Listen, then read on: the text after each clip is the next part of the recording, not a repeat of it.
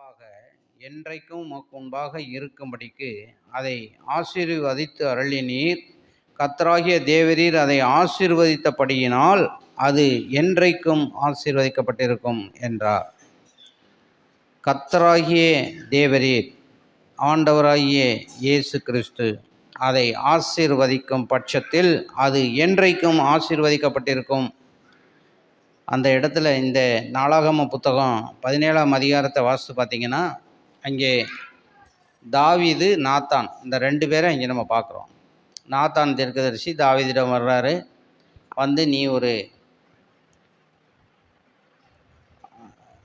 ஒரு அழகான வீட்டை கட்டுவீர்னு சொல்லும் பொழுது அதை தாவீது ஏற்றுக்கொண்ட விதத்தை அங்கே நாம் பார்க்கிறோம். முதல்ல என்ன சொல்லுவான் தாவீது, எனக்கு அழகான வீடு இருக்கிறதே அப்படின்னு சொல்கிறான். அவன் ஆசையோட, ஆனால் கேதார் ட்ரீஸ் அப்படின்னு சொல்கிறோம் இல்லையா, கேதுரு மரங்களான அந்த உயர்ந்த வீடு எனக்கு இருக்கும் பட்சத்தில் ஆண்டவருக்கு நான் ஒரு ஆலயத்தை, வீட்டை கட்ட வேண்டும் அப்படின்னு நாத்தான் தீர்க்கதரிசிட்ட சொல்லும்போது ஆண்டவர் நாத்தானிடம் என்ன சொல்கிறாரு, உனக்கு அந்த வாய்ப்பை தரமாட்டேன். யார்? தாவீது கட்டுவதற்கு ஆண்டவர் வாய்ப்பு கொடுக்கவில்லை. தாவீதனுடைய சந்ததி அந்த வீட்டை கட்டும் அப்படின்னு நீ சொல்லிடு அப்படின்னு சொல்கிறார். இதை நம்ம இங்கே பார்க்குறோம். அந்த அதிகாரத்தினுடைய இறுதியிலே எப்படி நாம் வாசிக்கிறோம், 27வது வசனத்தில், உமது அடியானின் வீடு, ஆனால் உனக்கு ஒரு வீடை கட்டுவேன்னு ஆண்டவர் சொல்கிறாரு.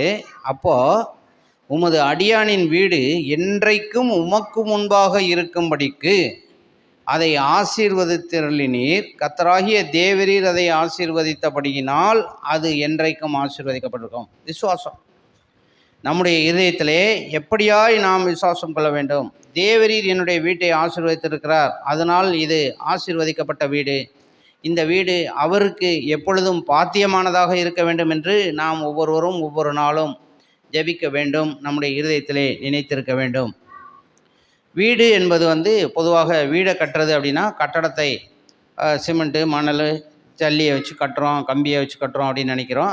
அது உலக பிரகாரமான வீடு தான். ஒரு ஆலயத்தை கட்டுறோம் அப்படின்னாலும் அது உலக பிரகாரமான கட்டடம். ஆனால் ஆண்டவர் நம்மிடத்திலே எதிர்பார்ப்பது, நம்முடைய இதயத்திலே நாம் கட்டியிருக்கும், ஆண்டவருக்கென்று கட்டியிருக்கும் வீடு, குடும்பம், அது அன்பினாலும் ஐக்கியத்தினாலும் ஜெபத்தினாலும் வேத வசனங்களினாலும் கட்டப்பட வேண்டும் நம்ம வேதத்திலே வாசிக்கிறோம். எப்படிப்பட்ட பண்புகளால்? அன்பினாலும், அதுக்கடுத்து வேத வசனம், ஐக்கியம், 2வது அன்புக்கு அடுத்து ஐக்கியம், அதுக்கடுத்து வேத வசனம், ஜெபம். இது போன்ற நற்பண்புகளாலே ஆண்டவர் நமக்கு கொடுத்திருக்கக்கூடிய உன்னதமான சக்தியினாலே கட்டப்பட வேண்டும் குடும்பம் என்பது என்று நாம் பார்க்கிறோம். ஆனாலும் நாம் கட்டுகின்ற அந்த வீடானது எப்படிப்பட்ட வீடாக இருக்க வேண்டும்? கன்மலையாகிய கிறிஸ்துவின் மேல் அஸ்திபாரம் பண்ணப்பட்டிருக்க வேண்டும். அஸ்திபாரம்னு சொல்லக்கூடிய அந்த ஃபவுண்டேஷனை நம்ம எதுவரை தோண்டுவோம்? ஒரு பாறை தட்டுற வரை தோண்டுவோம். பொதுவாக வீடு கட்டும் பொழுது களிமண் தரையில் போய் நம்ம வீடை கட்டிட மாட்டோம். அப்படி கட்டினா என்னாகும்? கீழே சரியாக ஊண்டாத நிலையில் நம்ம கட்டிட்டோம் அப்படின்னு சொன்னால் வீட்டினுடைய வெயிட்டு மேலே ஏற ஏற அப்புறம் என்னாகும்? எந்த பக்கம் வெயிட்டோ அந்த பக்கம் இறங்கிக்கிறோம், இன்னொரு பக்கம் ஸ்ட்ராங்காக நிற்கும். அப்போ என்னாகும்? வீடு கிராக் விழுகும், கீறல் விழுந்து போகும், வீடு விரிசல் விட்டு போகும், வேஸ்ட் ஆயிரும். அதுக்கடுத்து ஒன்றும் செய்ய முடியாது அந்த வீட்டை. அதற்கு மேலே நம்ம எத்தனை மாடி கட்டினாலும் அந்த வீடு வேஸ்ட். யோசித்து பாருங்கள். அப்போ வீடு முதலாவது ஃபவுண்டேஷன் சொல்லக்கூடிய அந்த அடித்தளம், அது அஸ்திபாரம்னு சொல்கிறோமே, அந்த அஸ்திபாரம் பாறையின் மீது கட்டப்பட்டிருக்க வேண்டும். அதாவது விட்டு கொடுக்காத ஒரு தளத்தின் மீது, கொஞ்சமும் நெகிழ்ந்து போகாத, விட்டு கொடுத்து விடாத, இறுக பிடிக்க வைக்கக்கூடிய உறுதியான ஒரு நிலையை காக்கக்கூடிய ஒரு தரை வரை என்ன செய்கிறோம்? ஃபவுண்டேஷன் தோண்டி அங்கே இருந்து வீட்டை கட்டி வர்றோம். அப்படி கட்டும் பொழுது மட்டும்தான் அந்த வீடானது எப்படி இருக்க முடியும்? மிகுந்த உறுதியோடு இருக்க முடியும். அந்த அந்த ஃபவுண்டேஷன் யார் அப்படின்னா கிறிஸ்து. நம் வீடு கண்மலையாகிய கிறிஸ்துவின் மீது அஸ்திபாரம் இட்டப்பட்டிருக்க வேண்டும். இந்த நாளில் நம்ம வாசிக்க கேட்ட பகுதியிலையும் பார்க்குறோம், ஆண்டவர் நமக்கு கொடுக்கக்கூடிய ஆசீர்வாதங்கள் எப்படிப்பட்டதாக இருக்கணும். சங்கீதம் 128:3 பார்க்குறோம், உன் மனைவி உன் வீட்டுரங்கள் கனிதரும் திராட்சை கொடியை போல் இருப்பாள், உன் பிள்ளைகள் உன் பந்தியை சுற்றிலும் ஒலிவ மர கன்றுகளைப் போல் இருப்பார்கள். ஆண்டவராகிய இயேசு கிறிஸ்துவினுடைய ஃபவுண்டேஷன், அவர் மீது நாம் குடும்பத்தை கட்டியிருக்கும் பட்சத்தில் ஆண்டவர் இப்படிப்பட்ட ஆசீர்வாதங்களை கொடுக்க வல்லமையுள்ள தேவனாக இருக்கிறார். நீதிமொழிகள் 31வது அதிகாரத்தில் கூட பார்க்குறோம் இல்லையா, 10:30 என்ன பார்க்குறோம், ஒரு குணசாலியான ஸ்திரீ, ஒரு நல்ல குடும்பம் கட்டப்பட வேண்டும் என்றால் குணசாலியான ஸ்திரீயினுடைய தன்மைகளை வாசிக்கிறோம். 31:10 என்னன்னு பாருங்க, யார் முத்துக்களை பார்க்கிலும் உயர்ந்தது. அந்த முத்துக்களை கடலுக்குள்ளே இருந்து எடுத்த அந்த முத்துக்களை ஏதோ ஒரு இந்த நவரத்ன மோதிரம் போட்டோம்னா ஒரு முத்து வச்சுருப்பாங்க அதில், அல்லது முத்துக்கள் பதிக்கப்பட்ட ஆபரணங்கள் வாங்கினோம்னா அது விலை அதிகமானதுங்கிறதெல்லாம் நமக்கு தெரியும். ஒரிஜினல் முத்து விலை அதிகம். அந்த முத்துக்கள், நிறைய முத்துக்களை ஒரிஜினல் முத்துக்களை பார்த்துருக்கீங்களா? எடுத்ததை பார்த்துருக்கீங்களா? கடலுக்குள்ளே இருந்து எடுத்துருக்கிறத பார்த்துருக்கீங்களா? உங்களில் எத்தனை பேர் பார்த்தீங்கன்னு தெரில. ராமேஸ்வரம் பக்கத்தில் உள்ள சென்ட்ரல் கவர்மெண்ட்டுடைய ஒரு மியூசியத்தில் அந்த முத்து ஆழ்கடலில் முத்தை என்ன செய்கிறாங்கன்னா, ஆழமான கடலில் போய், அந்த காலத்தில் எப்படின்னா கீழே போய் முத்தை போய் எடுத்துகிட்டு வருவாங்க, ஆழத்தில் போய் எடுத்துகிட்டு வருவாங்க. அப்போல்லாம் ஆக்சிஜன் கண்டுபிடிக்காத நிலையில் எவ்வளோ ஆழம் போக முடியும், ஒரு மனுஷன் அதிகபட்சமாக எவ்வளோ நேரம் மூச்சு தம்மடக்க முடியுங்கிறத கணக்கு பண்ணி போய் எடுத்துகிட்டு மேலே படக்குன்னு வர முடியாது. அப்போ அவர் லேசாக ஒரு கயரை அப்படி ஒரு சுண்டுன உடனே வேகமாக மேலே இருக்கிறவங்க இழுத்து அவரை வெளியில் கொண்டு வந்துடுவாங்க. இப்படி செஞ்சாங்களாம். பெரும்பாலும் அதை என்ன செய்வாங்களாம்னா, நெருங்கிய உறவினரை அந்த கயரை பிடிக்க வச்சுருப்பாங்களாம். தன்னுடைய தங்கையினுடைய கணவன் உள்ளே இறங்குறாருன்னு சொன்னால் மச்சான் மேலே இருப்பார்.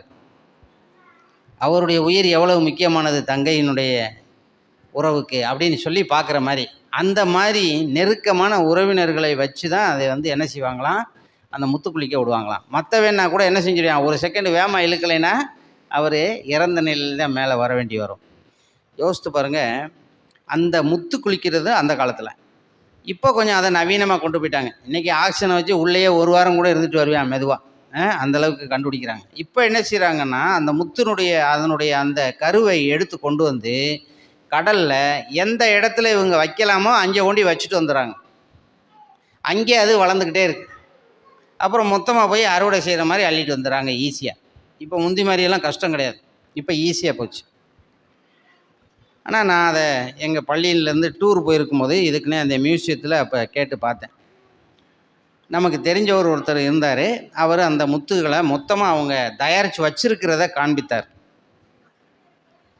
இவ்வளவு தயாரித்து வச்சுருக்குறோம், விலை உயர்ந்த தரமான முத்து இது அப்படின்னு காமிச்சார். அழகாக உருண்டையாக அந்த முத்துனா ஒரிஜினல் முத்தை நம்ம கண்ணில் பார்க்குற மாதிரி.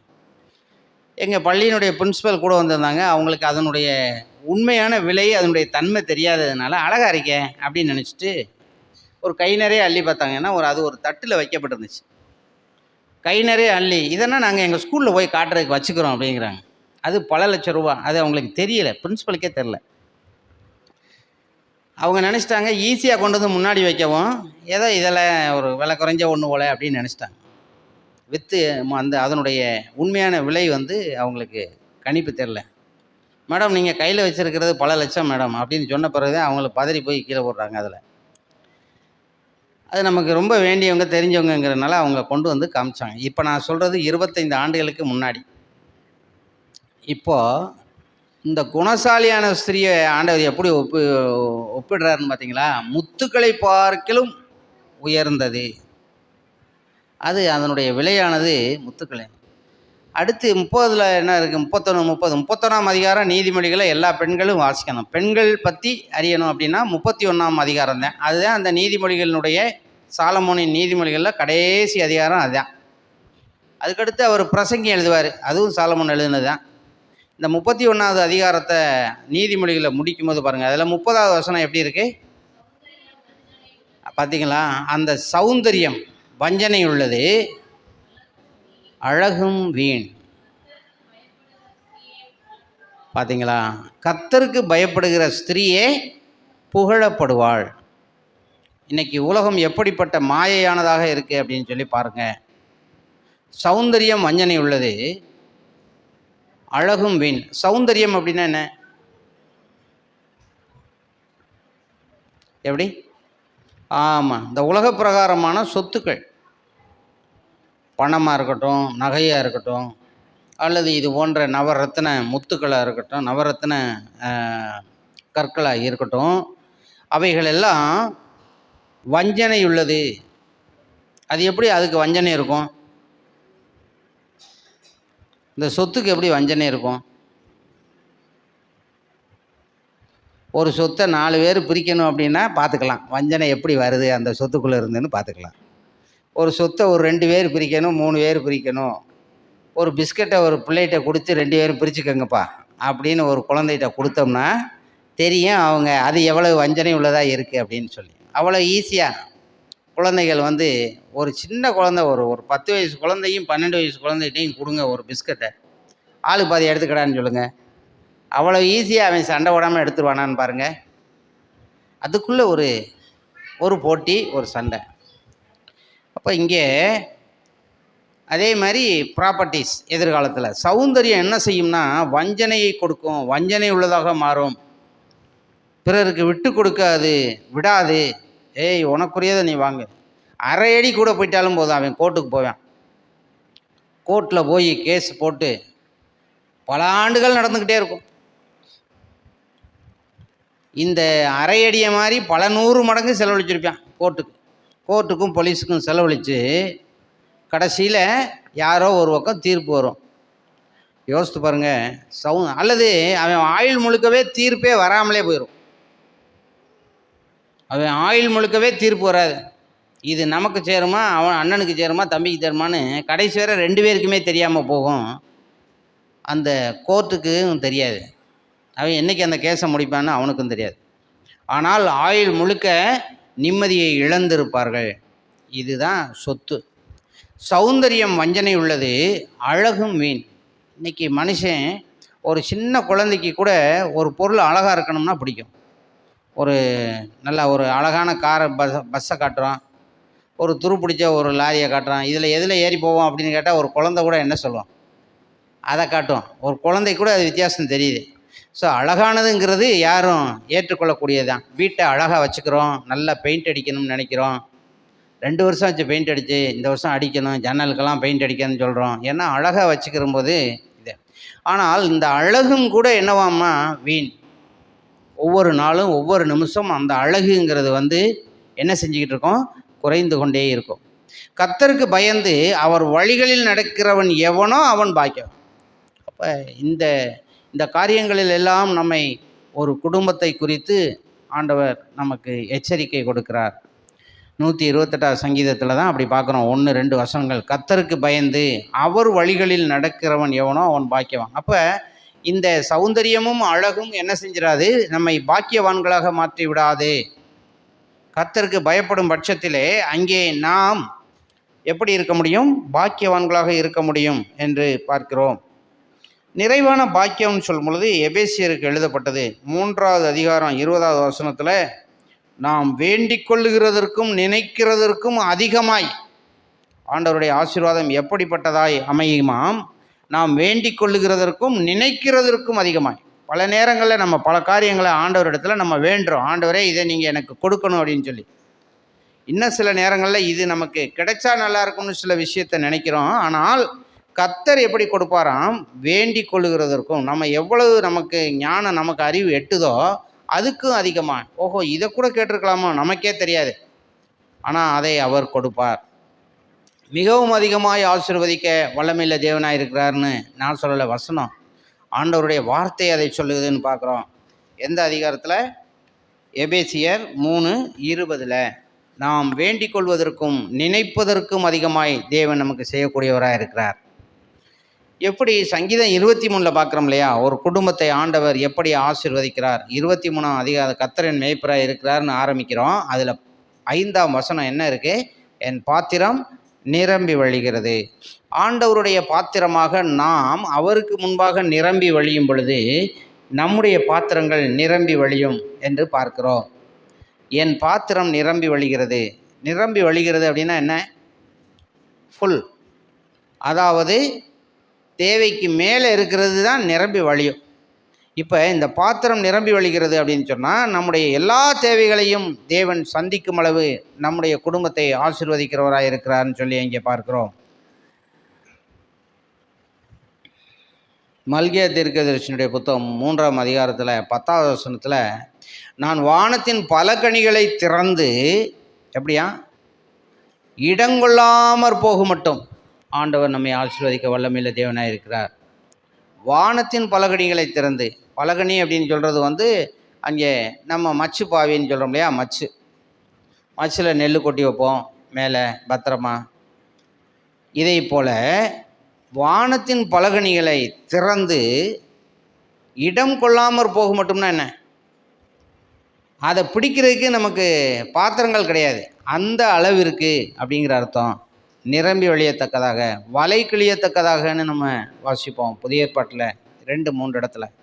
வலை கிழிந்து போகத்தக்கதாக, வலை கிழிந்து போய் விட்டதுன்னு இல்லை, கிழிந்து போகத்தக்கதாக அந்த அளவிற்கு மீன்களை போட்டு ஆண்டவர் கொடுத்தார் அங்கே. ஆனால் இரவு முழுவதும் அவங்களுக்கு மீன் பிடிக்க முடியாமல் இருந்துச்சு. அதிகாலையில் ஆண்டவர் வரும் பொழுது, ஆண்டவரை அவர்கள் தேடும் பொழுது, கண்ட பொழுது அந்த ஆசீர்வாதத்தை பெற்றுக்கொண்டார்கள்னு பார்க்குறோம். பிலிப்பியருக்கு எழுதப்பட்டதில் 4ஆம் அதிகாரம் 19வது வசனத்தில், உங்கள் குறைவையெல்லாம் மகிமையிலே நிறைவாக்குவார்னு சொல்லுவோம்.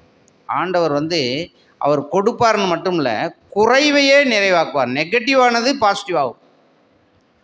அவர் கொடுக்குறாருன்னா ஒன்றும் இல்லாமல் இருக்கிறத கொடுக்கறதுன்னு அர்த்தம்.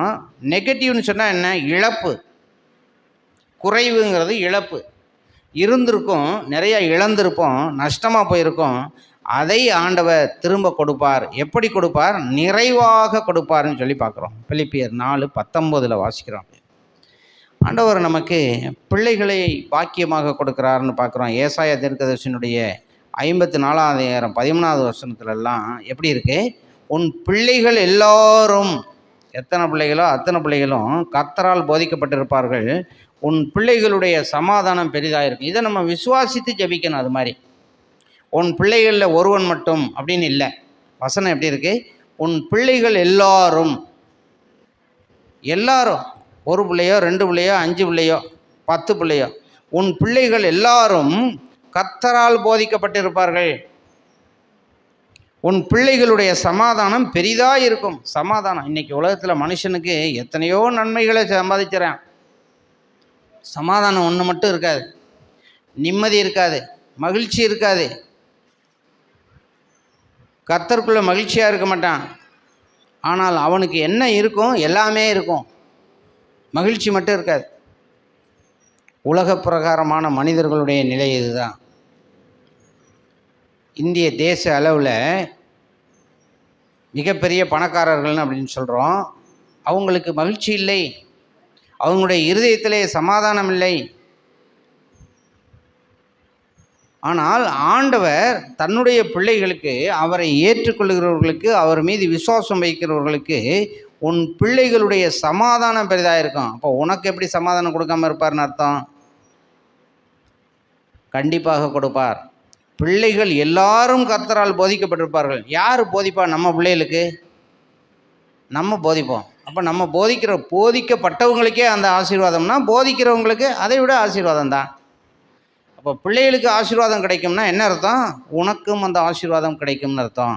உன் பிள்ளைகளுடைய சமாதானம் எப்படிப்பட்டதாக இருக்கும்னா பெரிதாக இருக்கும் அப்படின்னு சொல்லி இங்கே பார்க்கிறோம்.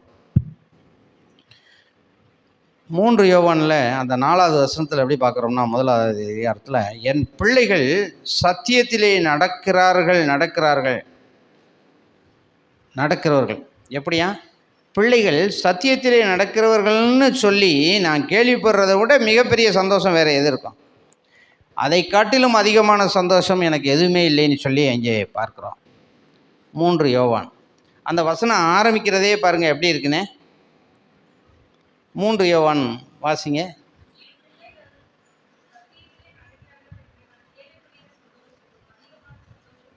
வேறு எது இருக்க முடியும் எனக்கு? நம்முடைய பிள்ளைகள் சத்தியத்திலே நடக்கிறார்கள். சத்தியத்திலே நடக்கிறார்கள்னா என்ன அர்த்தம்?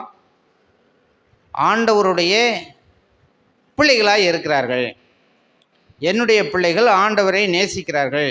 என்னுடைய பிள்ளைகள் ஆண்டவரை ஏற்றுக்கொண்டவர்கள். என்னுடைய பிள்ளைகள் ரட்சிக்கப்பட்டவர்கள். என்னுடைய பிள்ளைகள் அவர் காட்டுகிற வழியிலே நடக்கிறவர்கள். என்னுடைய பிள்ளைகள் வழி மாறி நடக்காதவர்கள் அப்படின்னு சொல்லி நாம் நினைக்கும் பொழுது கிடைக்கிற சந்தோஷத்தை காட்டிலும் வேறு எதுவும் சந்தோஷம் இல்லை. அந்த 3 யோவானில் முதல் வசனம் என்னன்னு பாருங்க.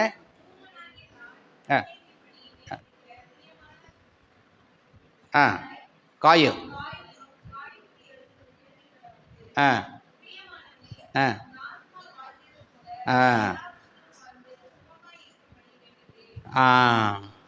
பிரியமானவனே, உன் ஆத்மா வாழ்கிறது போல நீ எல்லாவற்றிலும் வாழ்ந்து சுகமாக இருக்கும்படி உன்னை வேண்டி வாழ்த்துகிறேன்.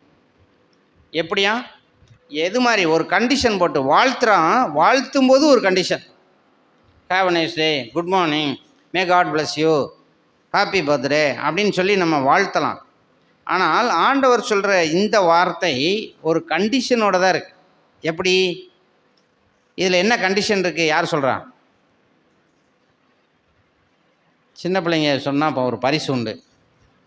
10 வயசுக்கு கீழ்பட்டவங்க சொன்னால் பரிசு உண்டு. இப்போவே பரிசு உண்டு.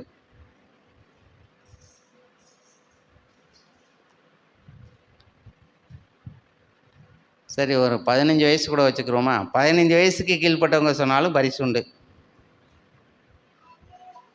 என்ன கண்டிஷன் இருக்குது அந்த வசனத்தில்? பிரியமானவனே, உன் ஆத்மா வாழ்கிறது போல நீ எல்லாவற்றிலும் வாழ்ந்து சுகமாக இருக்கணும். இது என்ன கண்டிஷன்? அப்போ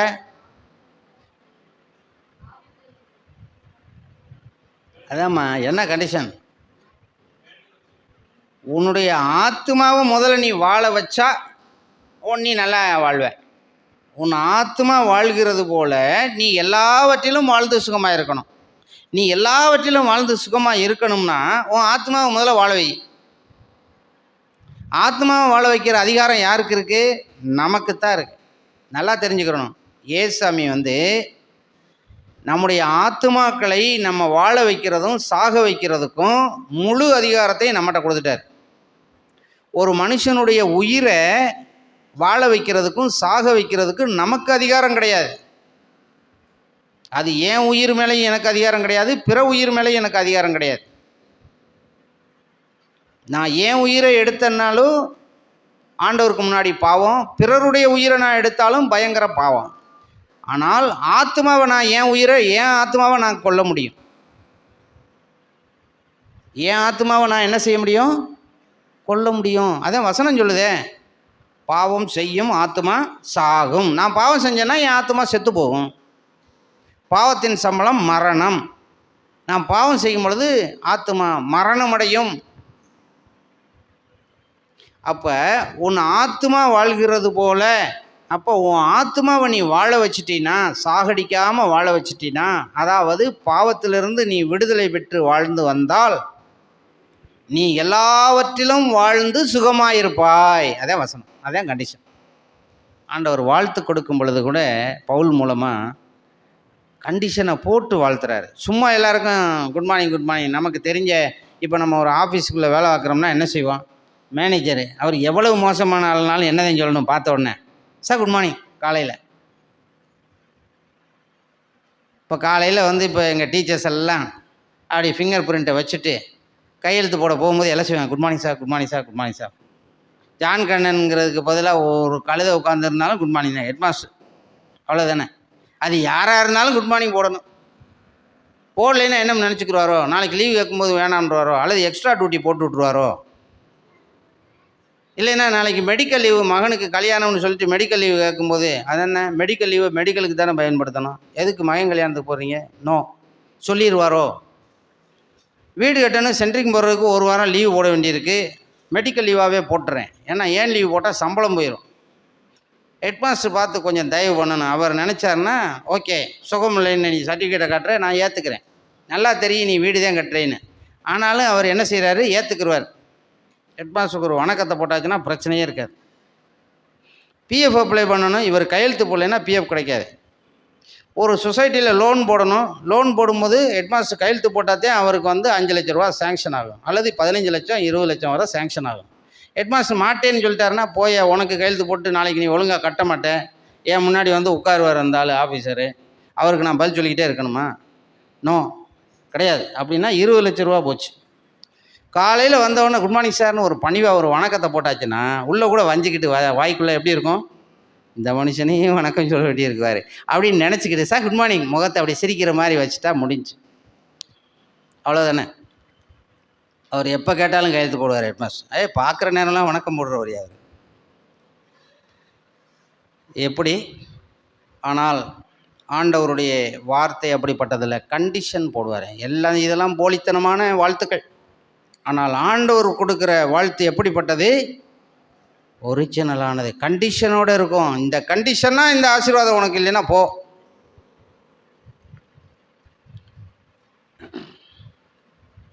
அடுத்து பெலனாகிய பாக்கியம். இப்போ பிள்ளைகளை பாக்கியமாக கொடுக்குறார் ஆண்டவர்னு பார்க்குறோம். அடுத்து பெலனாகிய பாக்கியம், நமக்கு பெலனை கொடுக்கக்கூடியவராக இருக்கிறார். எல்லா காரியங்களையும் பெலன் தருகிற தேவனாக இருக்கிறார். அது பிலிப்பியரில் நிறையா வாசிக்கிறோம். என்னை பலப்படுத்துகிற கிறிஸ்துவினாலே எல்லாவற்றையும் செய்ய எனக்கு பெலன் உண்டுன்னு பார்க்குறோம்.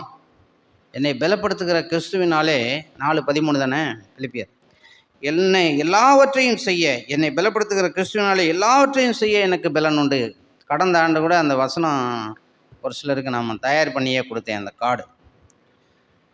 3 யோவான் 1:2 பிரியமானவனே உன் ஆத்மா வாழ்கிறதுக்கு போகிற, அதற்கும் இந்த வசனத்துக்கும் அது எப்படி ஒரு கண்டிஷனோட இருக்கிறதோ அதை மாதிரி இதுலேயும் ஒரு கண்டிஷன் இருக்குது. பிலிப்பியர் 4:13 என்னை பலப்படுத்துகிற கிறிஸ்துவினாலே எல்லாவற்றையும் செய்ய எனக்கு பலன் உண்டுன்னு இருக்கு. இதில் என்ன கண்டிஷன் தெரியுது?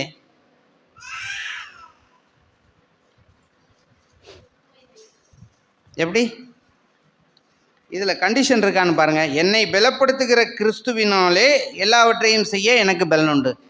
எனக்கு பலன் உண்டுன்னு சும்மா சொல்லலை. எனக்கு பலன் உண்டு எப்போ என்னை பலப்படுத்துகிற கிறிஸ்துவினாலே அந்த பலன் எனக்கு கிடைக்கிது. அப்போ என்னை பலப்படுத்தணும் கிறிஸ்து அப்படின்னா நான் முதலாவது என்னை அவருக்கு ஒப்பு கொடுக்கணும். அப்போ நான் எல்லாவற்றையும் செய்ய முடியும் எப்போ கிறிஸ்து என்னிடத்தில் இருந்தால், அதாவது நான் கிறிஸ்துவினுடைய கரங்களை பிடித்து கொண்டால், அதுதான் அந்த இடத்துல. மத்தேயு 8:17 அவர் தாமே நம்முடைய பலவீனங்களை ஏற்றுக்கொண்டு நம்முடைய நோய்களை சுமந்தார்னு பார்க்கணும். நம்முடைய பலவீனங்களையும் நோய்களையும் அவர் ஏற்றுக்கொள்ளக்கூடிய தேவனாய் இருக்கிறார். இந்த உலகத்தில் நம்முடைய பலவீனங்களையும் நம்முடைய நோய்களையும் ஏற்றுக்கொள்ளக்கூடிய வல்லமையுள்ள ஒரு சக்தி ஆண்டவராகிய கிறிஸ்து. அடுத்து இந்த சமாதானம் எப்படிப்பட்டது? சமாதானம்ங்கிற ஒரு பாக்கியம் நமக்கு வேண்டும் இல்லையா அப்படின்னு சொன்னால், சங்கீதம் 122 7வது வசனம் பார்க்குறோம். உன் அலங்கத்திற்குள்ளே சமாதானம். உன்னுடைய அலங்கம்ங்கிறது அது பெருசாக இருந்துடணும், பெரிய அலங்கமாக இருக்கணும் அப்படின்லாம் இல்லை. இன்றைக்கி நிறைய நேரத்தில் செய்தி கொடுக்குறவங்க எப்படி கொடுப்பாங்க, எப்படி அந்த டிவியில் வர்ற செய்தி, நிறைய செய்தி, இன்னும் நிறைய ஆண்டவருடைய ஊழியக்காரர்களாக இருக்கிறவங்களே எப்படி தான் காட்டுவாங்கன்னா, உலக பிரகாரமான காரியங்களுக்கு முக்கியத்துவப்படுத்தி சொல்லுவாங்க. நீ ஒரு பெரிய, எனக்கு தெரிஞ்ச ஒரு போதகர், அவருடைய செய்தியை நான் பல தடவை கேட்டிருக்கேன். அவர் செய்தியிலலாம் எப்படி என்ன சொல்லுவார் அடிக்கடி அப்படின்னா, ஒரு பெரிய வீடு கட்டி நீ இருப்ப, விலை உயர்ந்த காரில் நீ வருவ, உன்னை ஆசீர்வதிப்பார் கடவுள். இப்படி எங்கேயுமே வேதத்தில் சொல்லலை. நீ ஒரு பெரிய, சொல்லப்போனால் தமிழ் இலக்கியமே சொல்லுது இடம்பட வீடடையலுங்குது. அப்படின்னா என்ன? தமிழாசிரியர் யார் இருக்கிய இங்கே? வீடு, வெரி குட், இடம்பட வீடடையல், அழகாக விளக்கம் சொன்னேன். நம்ம தேவைக்கு மேலே கட்டாத அப்படின்னு. இடம்பட வீடடையல், எவ்வளோ ஒரு 2 வார்த்தை தான், இடம்பட வீடெடேல். இடத்தை ஆக்கிரமித்து பெரிய இடமா அளப்பறையான பெரிய வீடுன்னு சொல்லுவோம்ல, அந்த மாதிரி கட்டாத.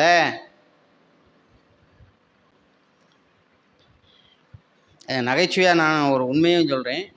2 பாட்டி பேசிக்கிட்டு இருக்காங்க. அந்த வீட்டு எல்லையெல்லாம் ரொம்ப வயசான பாட்டி, வச்சுட்டு போயிடுறேன். அதான் சொல்கிறேன்ல, அவன் வாழ்கிறதுக்கு பக்கத்து திருப்பத்தூர் அது மாதிரி ஊர்களில் போய் செட்டில் ஆயிடுறேன். இந்த வீட்டில் யாரும் இருக்க மாட்டாங்க, வயசானவங்க யாராவது வச்சுட்டு போயிடுறாங்க. அவங்களுக்கு 4 பேர் காவலர்கள்லாம் இருப்பாங்க. ஆனால் சாப்பாடு ஆக்கி போட்டு அவங்கள கவனிச்சுக்கிட்டு இருப்பாங்க. அதான் காசு இருக்கேன். பாட்டி 2ம் பேசிக்கிட்டு இருக்கு தெருவில், எதிர்த்த வீடு.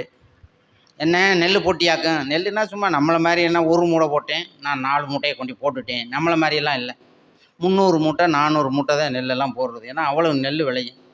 என்ன நெல் போட்டியாக்கும்? 2 லாரியில் ஏற்றி விட்டுக்கிட்டு இருந்தேன் காலையில். நான் எங்கடி போட்டேன்? ஏய், என்கிட்டே போய் சொல்கிறாக்கும்.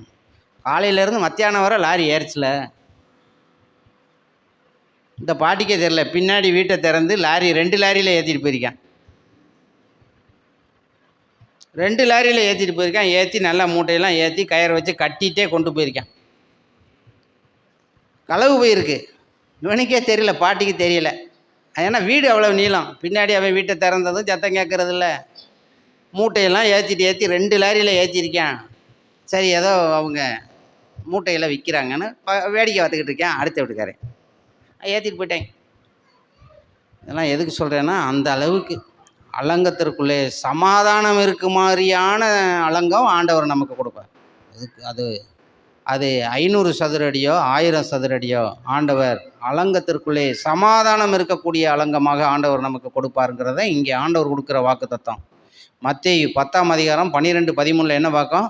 ஒரு வீட்டுக்குள்ளே நம்ம பிரவேசிக்கும் போது எப்படியா, இன்றைக்கி வாசித்தோம் இல்லையா, ஒரு வீட்டுக்குள்ளே பிரவேசிக்கும் போது அந்த வீட்டை வாழ்த்தணும். வாழ்த்தும்போது அதுக்கு பாத்திரமாக இருந்தாங்கன்னா நம்ம வாழ்த்துற வாழ்த்து அவங்களுக்கு போய் சேருமா? சரி, பாத்திரமா இல்லை, என்ன ஆகும்? ஆஹா, இப்போ நீங்கள் யாரை பார்த்தாலுமே நல்லா தெரிஞ்சுக்கணும். இப்போ அந்த ஹெட்மாஸ்டருக்கு குட் மார்னிங் போட்டாலும் அந்த குட் மார்னிங் யாருக்கு வரும்? விசுவாசிகளான நமக்கே திரும்பிக்கிறோம் அவர் மோசமானவர்னா. அப்போ கவலையே பட வேண்டியதில்லை யாரையும் வாழ்த்தும் போது. அதான் அர்த்தம். ஒரு பாஸ்டரை நம்ம இந்த பாஸ்டரையெல்லாம் பார்த்து வணக்கம் சொல்ல வேண்டியிருக்கு அப்படிலாம் இன்றைக்கி சபைகளில் பேசுவாங்க. அவங்க பேசுகிறது உண்மையாக பொய்யாங்கன்னு நான் இப்போ அந்த மேட்டருக்கு வரல.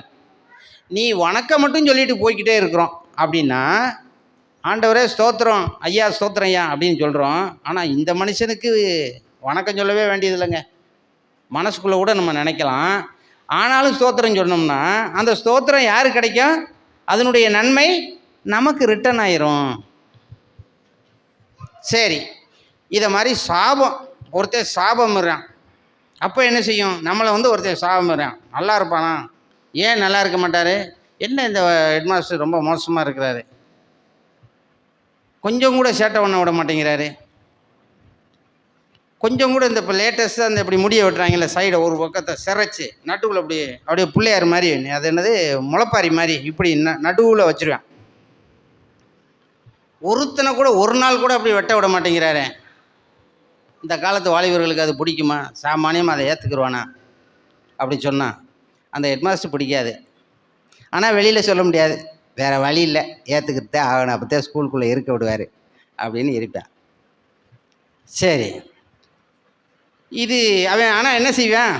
இந்த ஹெட்மாஸ்டர் ரொம்ப நல்லா இருக்கணும், கடவுள் இவருக்கு நீண்ட ஆயுளை கொடுத்து நல்லா ஆசீர்வதிக்கணும்னா சொல்லுவேன். அவன் என்ன சொல்லியா நமக்கு தெரியும். சரி, சாபம் போடுறியா, அது என்ன செய்யுமா? தத்தளிப்பின் பாத்திரத்தின் வண்டல்களை குடிக்க வைப்பேன். இப்போ ஒருத்தன் நமக்கே செய்வினை வைக்கிறேன், பிசாசை ஏவுறியான்னு வைங்க, என்ன ஆகுமா தெரியுமா?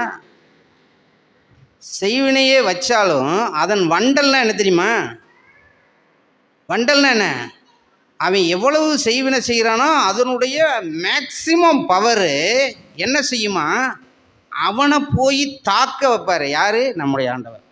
அதன் அக்கா இருக்கா இல்லையா அந்த வசனம்? எனக்கு லொக்கேஷன் தெரியல. அதன் வண்டல்களை குடிக்க வைப்பேன்.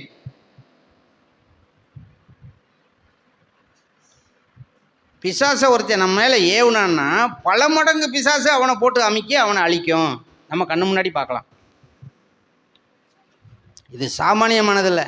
ஆண்டவருடைய பிள்ளையை ஈஸியாக எந்த பேயும் தொட்டுறாது, தொட்ட முடியாது. அப்பாலே ஓ சாத்தானேன்னு ஒரு 2 வார்த்தையை நம்ம சொன்னோம்னா போதும், பி அவுட். பிசாசு தெரிச்சு ஓடும். ஆண்டவருடைய பிள்ளை பைபிளை தூக்கிட்டே தெரியும் இவன் அப்படின்னு பிசாசு பார்க்காதே. பைபிளை தூக்கிட்டு போனால் பைபிள் பல நேரம் பிசாசும் தூக்கிட்டு போகுது. அதுதான் இப்போ கரெக்டாக தெரிய வேண்டிய விஷயம். பைபிளை தூக்கினா போகாதுங்க. பைபிளுக்கு பயந்து இதயத்தில் ஆண்டவருடைய வார்த்தை மனசில் இருக்கணும், அவருக்கு பயம் இருக்கணும். அதான் உண்மையான கிறிஸ்தவம். நான் எங்கே பார்த்தாலும் பைபிளை தூக்கிட்டு போவேன். எல்லா நேரத்துலையும் நான் பைபிள் வசனத்தை எழுதி வச்சுக்கிருவேன், அல்லது எல்லா நேரத்துலையும் நான் சர்ச்சிலே உட்காந்து ஜெபம் பண்ணிக்கிட்டே இருப்பேன்னாப்புல பத்தாது. உண்மையாய் ஆண்டவருக்குள்ளே இருக்கிறவங்களும் அப்படி செய்வோம், ஆண்டவருக்குள்ளே இல்லாதவங்களும் அப்படி செய்ய முடியும். ஆனால் ஆண்டவருக்கு உண்மை தெரியும். இது ஆண்டவருக்கு உண்மை எதுன்னு தெரியும். அதனால் ஆண்டவர் என்ன செய்வார்? உண்மையான இருதயத்தை அவர் அறிந்திருக்கிற தேவன். ஒரு வீட்டுக்குள்ளே பிரவேசிக்கிறோம்னா நம்ம என்ன செய்யணும்? அவங்கள வாழ்த்துவோம். தகுதி இருந்தால் அந்த வாழ்த்து அவங்களுக்கு போய் சேரும், நீங்கள் வாழ்த்துற மாதிரி. தகுதி இல்லாதவர்கள்னு சொன்னால் அந்த வாழ்த்து நமக்கு ரிட்டன் ஆயிரும். இதுதான் வசனம். மத்தேயு 10ஆம் அதிகாரம் 12-13 பார்க்குறோம். சரி, எபிரேயருக்கு எழுதப்பட்டது 12ஆம் அதிகாரம் 14 என்ன இருக்குது? இதையும் நல்லா கவனிக்கணும். யாவரோடும் சமாதானமாக இருக்கவும் பரிசுத்தமுள்ளவர்களாக இருக்கவும் நாடுங்கள். இது கொஞ்சம் கஷ்டமான விஷயம் தானே. ஒருத்தன் நேரமும் டிஸ்டர்ப் பண்ணிக்கிட்டே இருக்காயா சமுதாயத்தை. இந்த தெரு பூரா என்ன செய்வேன்? நேரமும் யாரையாவது திட்டிக்கிட்டே இருப்பேன் தண்ணியை போட்டு. அவனோடு எப்படியா சமாதானமாக நான் இருக்க முடியும்? அவனை எப்படி நான் ஏற்றுக்கிற முடியும்? நான் கிறிஸ்தவன், நான் இதெல்லாம் எனக்கு பிடிக்காது. சரி, உனக்கு பிடிக்காது, அதனால் நான் இதெல்லாம் அவன் இப்படி செய்கிற அவனை நான் மன்னிக்க முடியாது, அவன் எனக்கு எதிரி. நம்ம தோற்று போயிடுவோம். ஆண்டவர் என்ன சொல்கிறாரு? எபிரேயர் 12:14 வாசிங்க. யாவரோடும் சமாதானமாக இருக்கவும். யாவரோடும்னா அந்த யார்? ஒரு சிலரோட வேண்டியவங்ககிட்ட மட்டும் சமாதானமாக இருங்கன்னு சொல்கிறாரு ஆண்டவர். யாவரோடும்னா என்ன? எவ்ரிஒன், எல்லாரும், ஆல். நல்லவன் கெட்டவன், அன்பானவன் அன்பு இல்லாதவன், மோசமானவன் நல்லவன், என்ன லிஸ்ட்டு நீங்கள் யாரை எடுத்தாலும் அத்தனை பேரோடையும் சமாதானமாக இருக்க தெரியணும் நமக்கு. அதுதான் கிறிஸ்தவம்.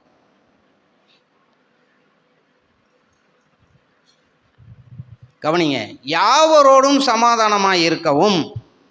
அதுக்காக அந்த கெட்டவன் செஞ்சதெல்லாம் நம்மளும் செய்யணும்னு அர்த்தம் கிடையாது. கரெக்டாக புரிஞ்சுக்கிறணும். அவங்களோட சமாதானமாக இருக்கணும், தீமையோடு எதிர்த்து நிற்க வேண்டாம். அப்போ சமாதானம் உருவாயிரும். தீமையோடு எதிர்த்து நிற்க வேண்டாம், அது ஆண்டவருடைய இது, அது அவர் பார்த்துக்கிறார். யாவரோடும் சமாதானமாக இருக்கவும். அடுத்து பாருங்க, பரிசுத்தம் உள்ளவர்களாய் இருக்கவும் நாடுங்கள்.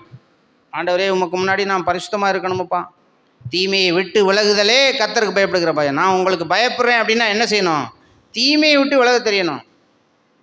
பயப்படுறதுன்னா அங்கனக்குள்ளே மட்டும் செப்பலை கழட்டி போட்டு போகிறது, அங்கனை மட்டும் அப்படி குனிஞ்சிக்கிட்டு ஒரு வணக்கத்தை போடுறது, அதுக்கு பேர் கிடையாது. தீமையை விட்டு விலகுதலே கர்த்தருக்கு பயப்படுகிற பயம். கடவுளுக்கு பயப்படுறதுனா நீ தீமை செய்யாமல் விலகணும். தீமையான சிந்தனை இதயத்துக்குள்ளே வரக்கூடாது, தீமையான செயல் உனக்கு வரக்கூடாது, தீமையான பேச்சு உனக்குள்ளே வரக்கூடாது. அதுதான் கடவுளுக்கு பயப்படுற பயம். நீதிமொழிகள் 16:7 எப்படி பார்க்குறோம்? ஒருவனுடைய வழிகள் கர்த்தருக்கு பிரியமாய் இருந்தால் அவனுடைய நண்பர்களுமா இருக்கே சத்துருக்களும் அவனோட சமாதானமாக இருப்பாங்க. இது ரொம்ப ஆச்சரியமாக இருக்குல்ல? அந்த வசனத்தை தயவுசெய்து எல்லாரும் வாசிப்போமா? 16 நீதிமொழிகள் 16:7 வாசிக்க எல்லாருமே. ஒருவனுடைய வழிகள். யாரும் எல்லாருமே காலையில் சாப்பிடாம வந்தீங்களா? ஃபாஸ்டிங்க? நீ ஃபாஸ்டிங்கம்மா? எங்கே சேர்த்து வாசிங்க பார்ப்போம். ஒருவனுடைய வழிகள் கர்த்தருக்கு பிரியமாய் இருந்தால் அவனுடைய சத்துருக்களும் அவனுடைய சமாதானமாய். பார்த்தீங்களா? சத்துருன்னா யாரு? அவன் யார்? இவனுக்கு பிடிக்காம எதிரி எவன் உருவாகி இருந்தாலும் அவன் எப்படி இருப்பானா? எப்படி இருப்பான்? சத்துருக்களும் சமாதானமாக இருப்பான். சத்துருக்களோடையும் சமாதானமாக முடியும். யாரால் அப்படி சமாதானமாக முடியும்? ஆஹா, நீயும் ஒரு டெஃபினிஷன் கொடுத்துருக்க கரெக்டானதை. ஒருவனுடைய வழிகள் கர்த்தருக்கு பிரியமாக இருந்தா, கர்த்தருக்கு பிரியமான வழிகள், அதாவது சுருக்கமாக சொன்னால் உண்மையான கிறிஸ்தவனாக இருந்தா போதும், அவ்வளோதான். நீ உண்மையாக கிறிஸ்தவனாக இருந்தால் எதிரி கூட வந்து உன்கிட்ட பேசிடுவான். நான் அவன் மூஞ்சியிலேயே முழிக்க மாட்டேன், நான் அவனை பார்த்தா கூட முகத்தை இப்படி திருப்பிக்கிடுவேன். நோ, வேண்டாம். ஒருவனுடைய வழிகள் கர்த்தருக்கு பிரியமாக இருந்தால் அவனுடைய சத்துருக்களும் அவனோடே சமாதானமாக இருப்பாங்க. அடுத்து ஏசாயா தீர்க்கதரிசி 26:3 எப்படி இருக்கு? உம்மை உறுதியாய் பற்றி கொள்ளுகிற ஜனம். எப்படிப்பட்ட? அதை வாசிங்க. ஆ ஆ இங்கேயும் கண்டிஷன் இருக்கு பாருங்க, 2 கண்டிஷன் இருக்கு. பூரண சமாதானத்துடன் காத்துக்கொள்வீர். எப்போ? உம்மை உறுதியாய் பற்றி கொள்கிறனும் ஒன்று. இன்னொன்று என்னது? எதனாலயா? அவன் நம்பிக்கையாக இருக்கு. அந்த உறுதியாய் பற்றி கொள்ளுகிற தன்மை எப்போ வருது? அவனுக்கு சரியான ஒரு நம்பிக்கை இருக்கிறதுனால. அப்போ உறுதியாய் பற்றி கொள்ளுகிற தன்மையாலும் நம்பிக்கை வைத்திருக்கிற தன்மையாலும் ஆண்டவர் கொடுக்குற பரிசு அங்கே என்னென்னா பூரண சமாதானத்துடன் காத்துக்கொள்வாராம். பூரண சமாதானம்னா என்ன? பூரணம்னா முழுமைன்னு அர்த்தம். முழுமைன்னு அர்த்தம். சமாதானத்தையும் முழு சமாதானத்தை கொடுப்பார் என்று பார்க்கிறோம். சரி, நான் ஒரு சில வசனத்தை மட்டும் இப்போ சொல்லிடுறேன். அதை நம்ம வாசிக்க இப்போ நேரம் இல்லை. சங்கீதம் 144:13 பார்க்குறோம். எங்கள் களஞ்சியங்கள் நிரம்பி இருக்கும். இந்த களஞ்சியம் நிரம்பி இருக்குன்னா என்ன? வீட்டில் இப்போல்லாம் அந்த காலத்தில் மாதிரி களஞ்சியமாக வச்சுருக்கோம். அந்த காலத்தில் களஞ்சியம் குளுமைன்லாம் சொல்லுவாங்க இல்லையா? நெல் போட்டு வச்சுருப்பாங்க, கேப்பை, கம்பு இதெல்லாம் குளுமையில் போட்டு வைப்பாங்க. அந்த மாதிரி வெசல்ஸ் எல்லாம் இப்போ நம்மகிட்ட இல்லை. ஆனால் களஞ்சியம்னா என்ன? இப்போ ஒருவேளை அது பிளாஸ்டிக் பக்கெட்டாக இருக்கலாம், அல்லது நம்ம ஒரு டின்னாக இருக்கலாம், அரிசி போட்டு வச்சுருப்போம், அல்லது நம்முடைய சாக்கு பையாக இருக்கலாம், அரிசியோ கோதுமையோ மாவு வச்சுருக்கக்கூடிய ஒரு தூக்குவாளியோ, இதை எல்லாமே ஆண்டவர் எப்பொழுதும் நிரம்பி இருக்க செய்வாராம். அது இல்லை, இது இல்லை, அது வாங்க காசு இல்லை, இது வாங்க காசு இல்லை அப்படின்னு சொல்லி இருக்காது.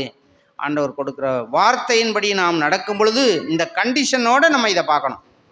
சும்மா நீங்கள் ஏசாமியை கும்பிடுங்க கிறிஸ்துவங்களா ஆகிட்டீங்கன்னா உங்களுக்கு எண்ணமும் குறை இருக்காது, நீங்கள் பணக்காரராகிடுவீங்க, நீங்கள் பெரிய வீடு கட்டிடுவீங்க, அப்படி இப்படின்னு சொல்கிறது வந்து மாயையானது, மாயாஜாலமானது, போலித்தனமான வார்த்தை. அப்படி சொல்லவே இல்லை ஆண்டவர். சங்கீதம் 23:5 நான் ஏற்கனவே சொன்னேன், என் பாத்திரம் நிரம்பி வழிகிறதுன்னு சொன்னேன். அப்போ அங்கே நிரம்பி வழியும் என்று பார்க்கிறோம். கர்த்தர் நம்மை இப்படியாக ஆசீர்வதிக்க வல்லமையுள்ள தேவனாய் இருக்கிறார். கர்த்தருக்கு ஸ்தோத்திரம்.